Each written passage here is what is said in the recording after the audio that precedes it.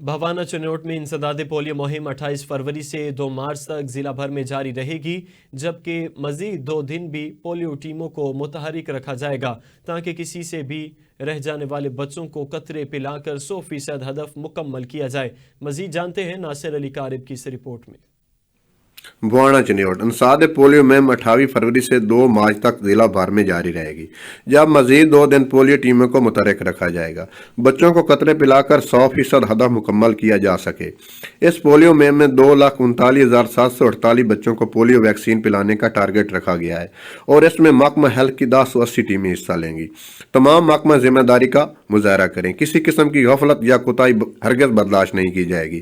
یہ بات deputy commissioner Asif جویر نے ڈسٹرکٹ پولیو ایریڈیکیشن کمیٹی کے اجلاس کے دوران جملہ محکموں کے افسران کو ہدایت دیتے ہوئے کہی۔